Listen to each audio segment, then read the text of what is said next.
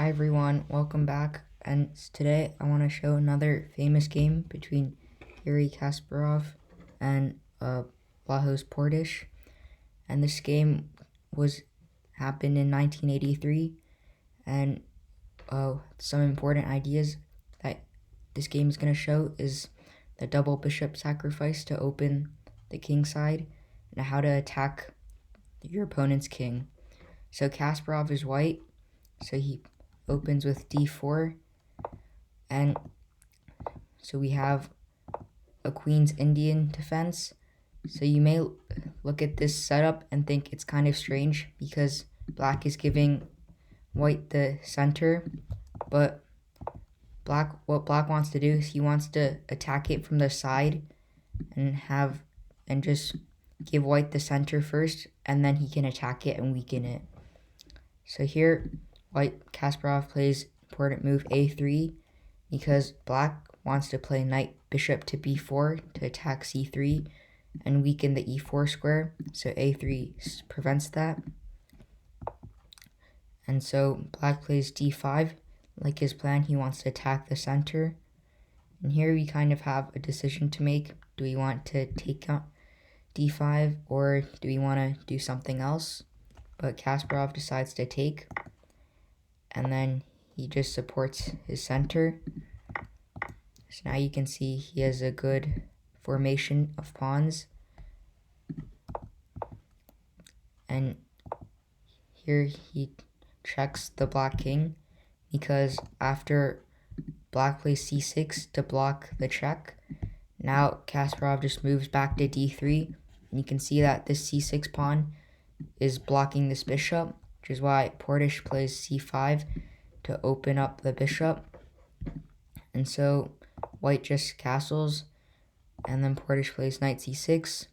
And here you can see that this bishop is very active on d3 because all these pawns are on dark squares, but this dark square bishop is kind of hard to develop because all of white's pawns are on dark squares. So you can try and figure out a plan to develop this bishop and along with the queen and rooks. Right. So the best plan for white right now is to play bishop b2. And so you can look at this pawn structure and think that this bishop is pretty bad. But what white wants to do is he wants to try and play c4, or let's say after black takes and white takes back, he wants to play ideas of playing d5 to try and open up this bishop. So white develops his rook to d1, aiming at the queen. Portisch plays queen c7, getting out of the pin. Now you can see his idea. Kasparov plays c4. Now he's just opening up this bishop, and then you see he's got two good bishops and very good development. And here Portisch plays a mistake. He takes on d4, which is a bad move because this just gives Kasparov two good center pawns, and now he can just freely advance these pawns and then just start attacking black's king. So you can see that after knight to a5, all of black's pieces are on the queen side, and Portisch's king has pretty much no defenders. It's very weak. So here try and find a move that can open up the bishops and can help Kasparov win the game. So I'll give you a few seconds. Okay, for those of you who found it, good job. So you can see that this pawn is really blocking off this bishop. So Kasparov just pushes it because after the trade, you can notice that this bishop has no defenders. And because this rook is lined up, we have this discovered attack to win back the pawn. And now this rook is able to swing over. This bishop is opened up, and this queen is also very active. And black's king side is completely destroyed, and he still has no defenders. Notice his knight on a5, queen on c7, and rook on c8 don't do any defending. So he tries to move his king back, but now try and find another move to weaken black's king side.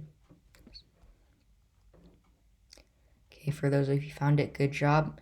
So here Kasparov played bishop to g7, and this is called the double bishop sacrifice, where first you sacrifice on h7 and then you sacrifice on g7. So the idea is that now you've opened up both files, the G and H files, and after knight to e5, you can see that the white queen is coming into g4 or h5, and with this knight on e5, and this rook can easily swing over, white's attack is going to be really strong. So black plays rook f to d8, and here white plays, just follows his plan, queen g4, and black plays king f8.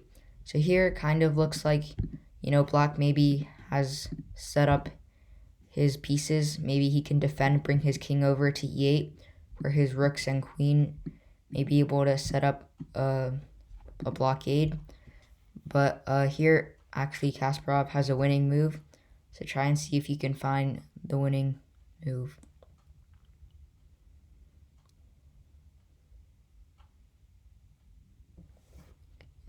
Okay, for those of you who found it, good job. So here you can see that this f7 pawn is the real weakness in black's position, because we already have this one knight, and the only thing protecting it is the king. So here, white played queen to f5, attacking this f7 pawn, which is also threatening checkmate. And here, black played f6, which is a mistake. And now we can play knight d7 check, and then win back the material, and now this is winning.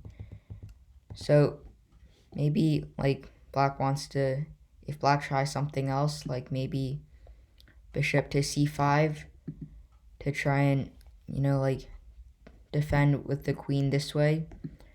White still has knight to d7, and after the trade here, black has no way of protecting the queen and checkmate. So this is a really important idea.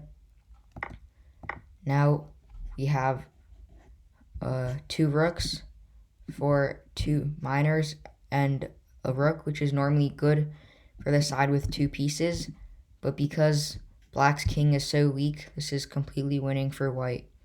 So after queen c5, black wants to trade queens and win the endgame. So obviously white doesn't want to trade. He wants to keep attacking. So queen h7, now he's threatening queen h8. And so black wants to trade more pieces. So now we just check him. Black plays king f7.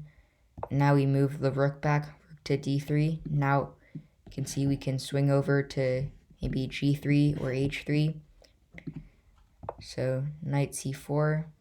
Now we really need to bring this rook into the game. But there's kind of a decision to make. Do you want to bring it to e1, d1, or c1? So I'll give you a couple of seconds to decide which spot is the best place for the rook.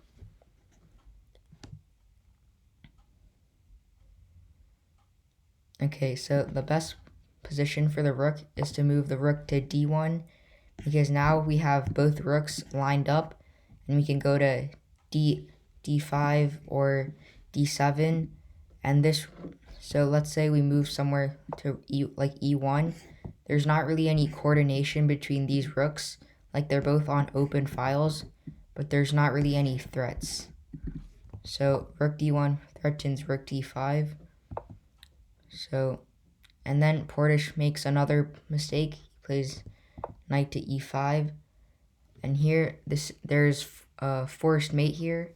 So try and see if you can find the winning checkmate idea while I'll give you a couple of seconds.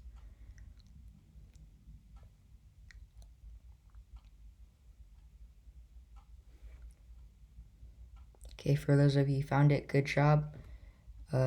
You're a really good calculator.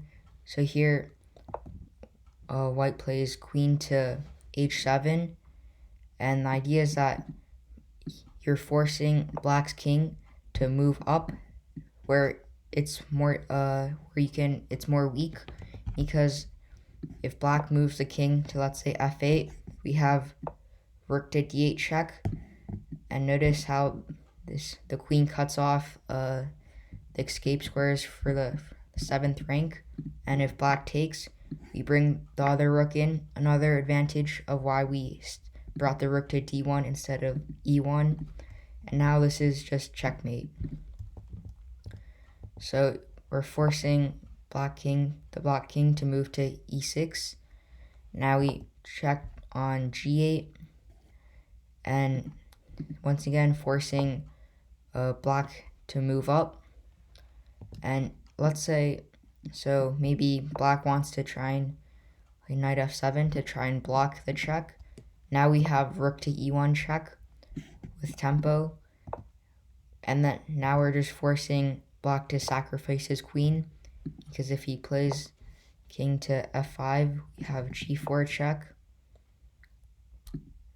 king here, and then we can just take here, completely winning. So black played king f5 here, and now we play g4 check, and then here we're forcing the king down once again. If black tries to play knight takes g4, here we have rook to f3 check, king to e5 is forced move, and now queen takes g4, and this is going to be winning because either queen f4, rook e3, queen f5, it's going to be checkmate. So here black played king f4, and then Kasparov plays rook to d4 check, forcing the king down farther, and now queen to b3 check. And here Portisch resigned because it's going to be mate in 3. So you can try and so let's say if Portisch continued and play queen c3, then maybe you can try and find the mate in 3 from here.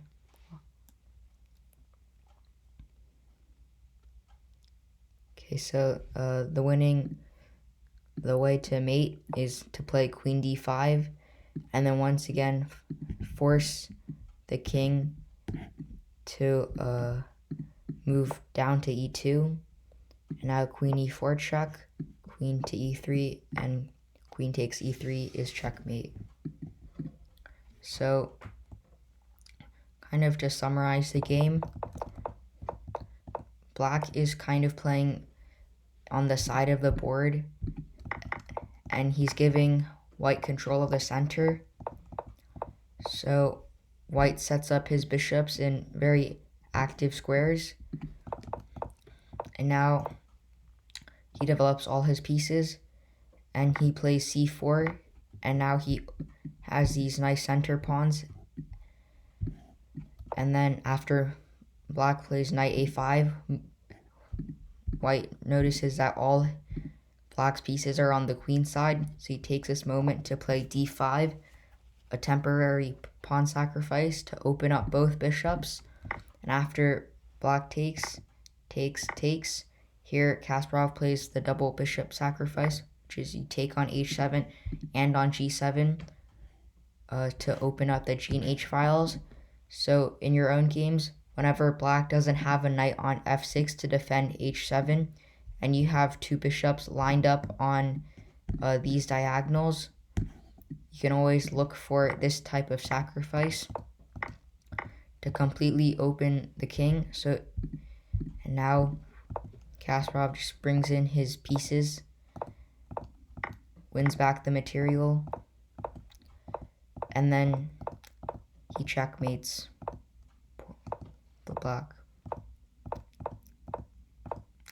So that's it for this time, and I'll see you guys in the next video.